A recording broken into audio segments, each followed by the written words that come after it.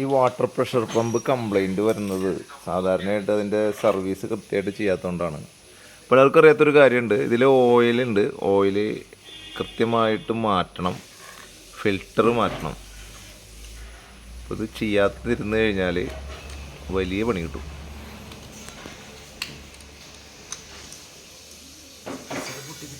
ഏറ്റവും നല്ല കമ്പനി ഏതാണ് ചേട്ടാ? ഇവര് ഐബലിൻ്റെ ആളുകളാണ്. ഐബലാണ് ഏറ്റവും നല്ല കമ്പനി എന്ന് പറഞ്ഞത്. കാരണം എന്താ വെച്ചാൽ ഐബലിൻ്റെ സ്പെയർസ് കിട്ടാനായിട്ട് ബുദ്ധിമുട്ടില്ല എന്നാണ് പറയുന്നത്. ഇപ്പോൾ ഇങ്ങനെയുള്ള മെഷീൻ ആരെങ്കിലും വാങ്ങാൻ ഉദ്ദേശിക്കുന്നുണ്ടെങ്കിൽ വാടകയ്ക്കൊക്കെ എടുത്ത് ചെയ്യാൻ പറ്റും. നല്ല വാടക കൊടുക്കണം.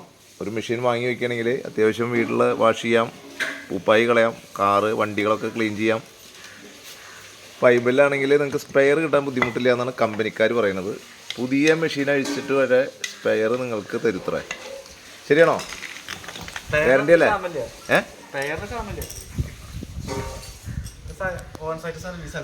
ഓക്കെ. പിന്നെ ഇത് വളരെ സെൻസിറ്റീവ് പാർട്സാണ് ഇതിനുള്ളിൽ. വോൾട്ടേജ് കറക്റ്റ് ആവണം.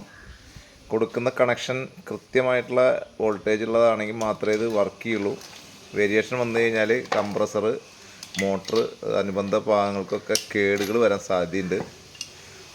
അതുകൊണ്ട് ഇത്തരം മെഷീനൊക്കെ വാങ്ങിച്ചു വയ്ക്കുമ്പോൾ സൗജന്യമായിട്ട് കൊടുക്കുന്നത് നിർത്തുക. വാടക കൊടുത്ത് വാങ്ങിക്കണമെങ്കിൽ നമുക്കത് മുതലാവും. അല്ലെങ്കിൽ ഇടയ്ക്കിടയ്ക്ക് മെഷീൻ ഇങ്ങനെ റിപ്പയർ വരും. ഓക്കെ.